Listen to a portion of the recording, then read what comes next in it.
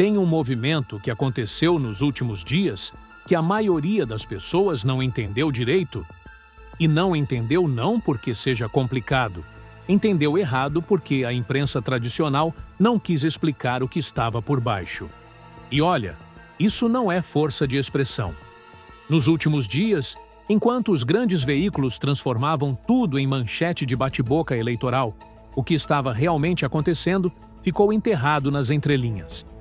A mídia que deveria conectar os pontos escolheu simplificar.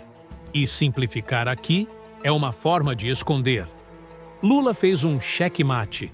Não foi discurso, não foi resposta raivosa, não foi recado de campanha. Foi uma jogada de tabuleiro, calculada, precisa e com consequências que vão muito além de 2026. E o mais interessante, ela aconteceu num momento em que os Estados Unidos estão perdendo trilhões lá fora. Num momento em que Trump está tremendo diante de um colapso que ele mesmo ajudou a construir. E num momento em que a aliança entre Flávio Bolsonaro e o governo americano ficou mais exposta do que nunca. Neste vídeo, eu vou ligar todos esses pontos para você. Vou te mostrar o que Lula realmente fez. Por que Flávio Bolsonaro é peça central num projeto que vai muito além da eleição brasileira? E por que o colapso americano na corrida tecnológica global muda completamente o tabuleiro em que esse jogo está sendo jogado? Fica até o final, porque a conexão que vou te mostrar no meio desse vídeo é exatamente o tipo de coisa que a grande mídia trata como duas notícias separadas, mas que, quando você junta, muda tudo. Mas antes de continuar, reserve um momento para curtir o vídeo e se inscrever. Mas só se você realmente gostar do que eu faço aqui. Me conta também de onde você está assistindo, cidade e hora aí de onde você está. Quero saber onde essa análise está chegando. Agora, feito isso, então vamos continuar. Vamos começar pelo que aconteceu de verdade, sem o filtro da imprensa que transformou tudo em bate-boca político. Quando Lula se pronunciou sobre a candidatura de Flávio Bolsonaro, ele não respondeu uma provocação. Ele fez algo muito mais cirúrgico do que isso. Ele retirou a máscara do jogo inteiro. Em vez de rebater Flávio ponto a ponto, o que seria exatamente o que Flávio precisava para ganhar visibilidade. Lula ignorou a ceninha e foi direto ao que estava por baixo. Ele disse, na prática, o seguinte: não estamos falando só de um candidato. Estamos falando de um projeto. Um projeto que tem endereço, que tem patrocinador e que tem um custo muito claro para o Brasil. Pensa comigo. Quando um candidato entra numa disputa eleitoral prometendo alinhar o país com uma potência estrangeira, quando a mensagem central da campanha é, em essência, vamos nos submeter à agenda de Washington. Isso não é mais só política interna. Isso é geopolítica.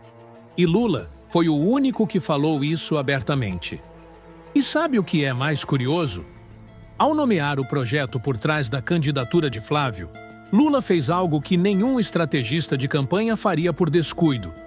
Ele transformou 2026 num plebiscito, não entre esquerda e direita, entre soberania e submissão. Repare que esse enquadramento é devastador para Flávio Bolsonaro. Porque quando a eleição vira uma pergunta sobre o Brasil ser ou não ser quintal de outra nação, a resposta do brasileiro médio, independente de partido, tende a ser muito clara. Mas para entender por que esse checkmate é tão preciso, você precisa entender quem está do outro lado do tabuleiro. E esse personagem tem nome, tem história e tem um projeto muito bem definido para a da América Latina. Marco Rubio não é só o secretário de Estado dos Estados Unidos. Ele é o arquiteto de uma visão muito específica sobre o que deve ser a América Latina no novo tabuleiro geopolítico mundial. E essa visão tem um nome histórico: Doutrina Monroe. Não a versão do século XIX, a versão nova, atualizada para o mundo de hoje. A lógica é a seguinte: com a China dominando a Ásia, com a Europa se fechando em si mesma e com o mundo se fragmentando em blocos, os Estados Unidos precisam garantir pelo menos o domínio sobre o seu próprio hemisfério. A América Latina deixa de ser periferia e vira ativo estratégico. Só que tem dois problemas enormes nessa conta: o México e o Brasil, as duas maiores economias da região. Os dois países que não estão dispostos a simplesmente aceitar o papel de quintal. E é aí que Flávio Bolsonaro entra no jogo. O ponto central aqui é o seguinte: Flávio não é candidato apesar da relação com os Estados Unidos. Ele é candidato por causa dela. A mensagem que a candidatura de Flávio envia para Washington é clara. Com a gente no poder, o Brasil coopera. Coopera com a agenda tecnológica. Coopera com a agenda militar. Coopera com a agenda comercial. Coopera, em resumo, com o projeto de manter a América Latina dentro da órbita americana num momento em que o mundo inteiro está se reorganizando. Isso fica claro quando você observa que o alinhamento da família Bolsonaro com figuras como Marco Rubio não é casual ou recente, é estrutural. É o mesmo alinhamento que produziu a tentativa de golpe de 2022, que produziu a narrativa de fraude nas urnas importada dos Estados Unidos, que produziu o ataque às instituições brasileiras com apoio moral e político de setores da direita americana. Pense bem no que isso significa para o trabalhador brasileiro. Um governo alinhado a essa agenda não negocia tarifas de igual para igual. E isso não é conversa de geopolítica distante. Isso aparece na sua conta de luz, no preço do feijão, nos juros do cartão de crédito. Quando o Brasil abre mão de negociar de igual para igual com o mundo, quem paga a conta não é o político em Brasília. É o trabalhador no supermercado. É a família que já está endividada e vê os juros subindo. É quem depende de emprego numa indústria que não consegue competir porque o governo entregou as condições de negociação de bandeja para fora. Não defenda a indústria nacional. Não proteja o agronegócio quando Washington decidir apertar o cerco. Entregue o que for pedido e volte de chapéu na mão quando o mercado responder mal. Vimos esse filme antes, e o final é sempre o mesmo. Mas aqui tem algo que precisa ser dito com clareza. Porque tem gente que ainda subestima o tamanho do perigo. Flávio Bolsonaro não é só peça de um projeto externo.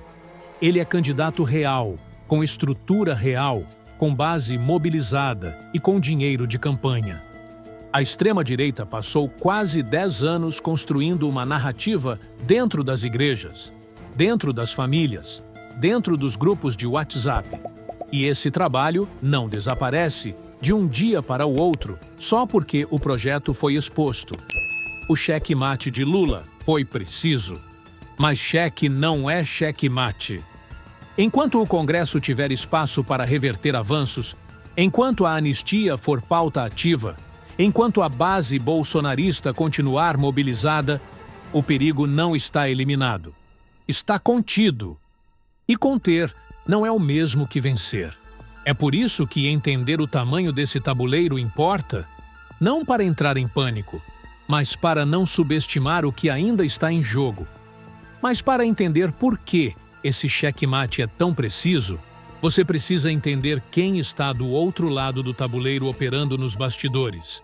E esse personagem tem nome, tem história e não tem lealdade com ninguém. Tem um erro que muita gente comete quando tenta entender Trump. Acha que ele é guiado por ideologia? Não é. Trump é um vendedor de imóveis. E vendedor de imóveis quer ganhar comissão. Isso não é simplificação. É a chave para entender cada movimento que ele faz. Enquanto Rubio constrói sua carreira política em torno de uma visão clara de domínio hemisférico, Trump está fazendo o seguinte: jogando dos dois lados ao mesmo tempo. Um dia agrada Rubio. No dia seguinte, agrada o vice-vence. E quando Rubio estava sendo despachado para falar com o Papa no Vaticano, Trump chamou Lula para um encontro na Casa Branca. Com foto, com aperto de mão, com aqueles 39 segundos de cordialidade que valeram um recado diplomático inteiro. Coincidência? Dificilmente. O que Trump fez foi exatamente o que um vendedor experiente faz quando tem dois compradores interessados no mesmo imóvel. Mantém os dois na disputa, não fecha com nenhum e continua cobrando comissão dos dois lados. E sabe o que isso significa para a candidatura de Flávio Bolsonaro? Significa que Flávio está apostando numa aliança com alguém que não tem lealdade política, tem interesse financeiro. Numa aliança com um homem que, no mesmo dia em que despachava o aliado de Flávio para o outro lado do Atlântico, sorria para o adversário de Flávio na Sala Oval. Repare que esse padrão não é novo. Trump sempre operou assim, mantendo múltiplos jogadores em campo, nunca se comprometendo definitivamente com nenhum e colhendo o poder da tensão que ele mesmo cria. O erro de Flávio e da família Bolsonaro é tratar esse homem como aliado ideológico, quando ele é, na prática, um operador de interesses que muda de lado conforme a conveniência. Mas existe algo acontecendo agora que torna tudo isso ainda mais revelador. Porque enquanto Rubio vendia a narrativa de superioridade americana, os Estados Unidos estavam perdendo uma batalha enorme em silêncio. E quando essa batalha veio à tona, mudou o tamanho de tudo que estávamos discutindo até aqui.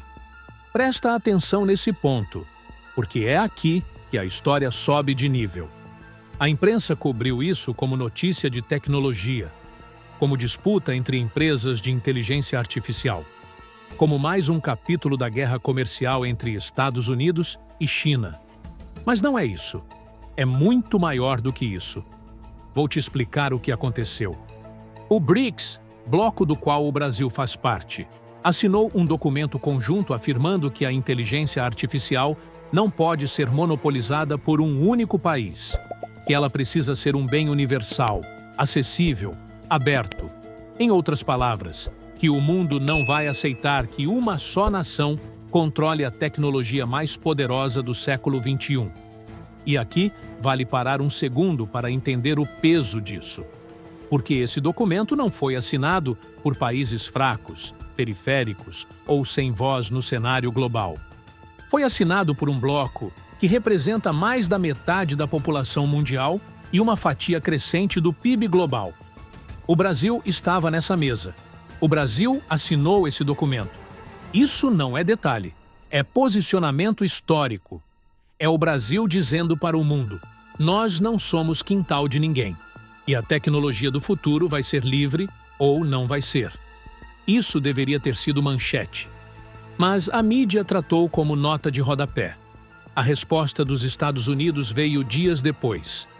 Trump assinou um decreto bloqueando o acesso de estrangeiros aos modelos de IA mais avançados do país, incluindo modelos que fazem, em uma hora, o trabalho que um time inteiro de programadores levava semanas para entregar. E foi além, deixou explícito que tudo produzido com aquela tecnologia poderia ser acessado e usado pelo governo e pelo exército americano, a qualquer momento, sem aviso.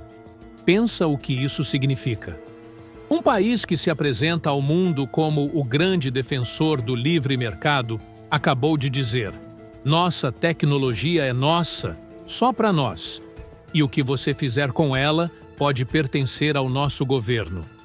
É exatamente o modelo que os Estados Unidos passaram décadas dizendo que era coisa de regimes autoritários. E aí veio a China. Uma empresa chinesa que pouquíssima gente conhecia lançou um modelo de inteligência artificial que passou todos os testes comparativos com os modelos americanos, com notas superiores em programação, em aplicações jurídicas, em velocidade. E fez isso a um custo 4 vezes menor. E de código aberto, qualquer empresa, qualquer país, qualquer desenvolvedor pode baixar, usar, adaptar e treinar o próprio modelo sem pagar nada e sem depender de ninguém. O detalhe que deixou Washington em estado de choque? Esse modelo foi treinado sem os superchips americanos, os mesmos chips que os Estados Unidos vinham restringindo à China desde 2019, apostando que isso travaria o avanço tecnológico chinês. Não travou, acelerou. Porque a China, impedida de comprar a tecnologia americana, foi obrigada a desenvolver a própria. E desenvolveu melhor. E sabe o que isso tem a ver com Flávio Bolsonaro e com o projeto de Rubio para a América Latina? Tudo. O projeto de domínio americano sobre o hemisfério, o projeto que Flávio representa dentro do Brasil, estava calcado numa premissa. Os Estados Unidos são tecnologicamente insubstituíveis. Quem precisa de tecnologia de ponta precisa passar por Washington. Quem quer crescer no século XXI precisa se alinhar com o polo americano. Essa premissa acabou de ser destruída publicamente. O Brasil, dentro do BRICS, assinou o documento que defende o acesso universal à inteligência artificial. A China entregou exatamente o que esse documento prometia. E os Estados Unidos responderam com um decreto que prova, de forma involuntária, mas irreversível, que eles não querem parceria, querem controle. O quintal que Rubio queria garantir acabou de ganhar acesso a uma tecnologia que Washington não consegue mais monopolizar. E o candidato que foi construído para entregar esse quintal ficou sem o argumento central que sustentava o projeto inteiro. É aqui que a história muda de nível. Se você chegou até aqui, já entendeu o tamanho do que está em jogo. Compartilha esse vídeo. Manda para quem você acha que precisa ver essa análise. Esse tipo de conteúdo só chega em mais gente quando você ajuda a empurrar. Agora vamos juntar todas as peças, porque separadas, elas parecem notícias diferentes.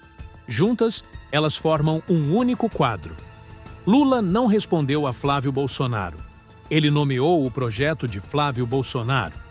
E nomear o projeto, expor que por trás da candidatura existe uma arquitetura de submissão desenhada fora do Brasil, é um movimento político que não tem defesa fácil. Flávio não pode dizer que não tem relação com Rubio. Não pode dizer que a família Bolsonaro não está alinhada com Washington. Não pode dizer que o projeto que representa não passa pelo enquadramento do Brasil como peça da estratégia americana para a América Latina. Porque tudo isso está documentado. Está nas fotos. Está nos discursos. Está nos movimentos diplomáticos dos últimos anos. E o colapso americano na corrida tecnológica chegou numa hora que não poderia ser mais reveladora. Porque ele prova, com dados concretos, com mercado financeiro, com ações despencando, com bilhões evaporando em questão de dias, que o modelo de dependência que Flávio representa não é só moralmente errado, é estrategicamente perdedor. O Brasil, que aposta na órbita americana, abre mão de BRICS, de China, de tecnologia aberta, de soberania tecnológica, e, em troca, recebe um aliado que despacha o próprio secretário de Estado para falar com o Papa, enquanto senta à mesa com o adversário. Isso prova uma coisa importante. A escolha de 2026 não é entre esquerda e direita no sentido tradicional. É entre um Brasil que negocia de igual para igual com o mundo, que assenta à mesa, que defende tarifas, que está no BRICS, que acessa tecnologia livre, e um Brasil que pede permissão para existir. Mas tem uma camada nessa história que não pode ser ignorada e que o checkmate de Lula, por mais preciso que seja, não resolve sozinho. O Congresso ainda está em disputa. A pauta da anistia ainda circula nos corredores de Brasília como se fosse negociável. Há parlamentares que votaram contra o povo em cada tema relevante dos últimos anos e que se preparam para voltar em 2026 com as mesmas siglas, os mesmos discursos e o mesmo projeto de sempre. Checkmate no candidato não é checkmate no projeto quando o Congresso ainda pode ser o caminho de reversão. E é aqui que a luta não termina nas urnas presidenciais. Ela continua nas urnas legislativas. Cada deputado eleito importa. Cada senador importa. Porque de nada adianta um presidente com visão de soberania se o Congresso trabalha para desmontar cada avanço por dentro. Essa é a peça do tabuleiro que muita gente ainda não colocou na conta. E Lula, ao nomear o projeto de Flávio publicamente, colocou essa escolha no centro do debate. Não como discurso ideológico, como realidade geopolítica e como alerta sobre o que está em jogo em cada nível dessa eleição. O xeque-mate não foi dado com palavras, foi dado com fatos. E os fatos, nesse caso, estão do lado de quem defende que o Brasil não é quintal de ninguém. Então, o que esse vídeo provou? Que o movimento de Lula contra Flávio Bolsonaro não foi reação, foi estratégia. Que a aliança Flávio-Rubio não é coincidência, é projeto. Que Trump não é aliado de ninguém, é operador de comissões. E que o colapso americano na corrida tecnológica não é notícia de tecnologia, é o desmoronamento da premissa que sustentava esse projeto inteiro. Soberania ou submissão. Esse é o jogo, e a história ainda não acabou. Porque o próximo capítulo desse tabuleiro está se desenhando agora. Nas movimentações do BRICS, nas respostas de Washington, nos bastidores da campanha de 2026 que ainda vão aparecer. E você vai querer estar por dentro quando isso acontecer. Na sua opinião, Flávio Bolsonaro consegue escapar desse xeque-mate ou o projeto dele já está comprometido antes mesmo da campanha começar de verdade? Comenta aqui embaixo. Quero saber o que você acha. E valeu para o pessoal de Minas que tem comentado em peso nos últimos vídeos. Vocês são parte do que mantém essa análise viva. Se essa análise fez sentido para você, faz ela chegar em mais gente. Compartilha com alguém que ainda não entendeu o tamanho do que está em jogo. Manda para o grupo da família, para o amigo que ainda está em dúvida. Esse conteúdo só alcança mais gente se você ajuda a empurrar. E empurrar esse vídeo também é uma forma de enfrentar a narrativa que tenta simplificar tudo isso como briga política comum. Curte o vídeo se essa análise valeu o seu tempo. Se inscreve no canal e ativa o sininho, porque as próximas análises vão aprofundar exatamente o que está sendo montado nos bastidores de 2026 e você não vai querer perder. E se quiser entender melhor como o BRICS e a China estão mudando o equilíbrio de poder global e o que isso significa para o Brasil nas próximas eleições, o link está na descrição e também no primeiro comentário fixado. É continuação direta do que você acabou de assistir. A história continua, e o tabuleiro ainda tem muitas peças para se mover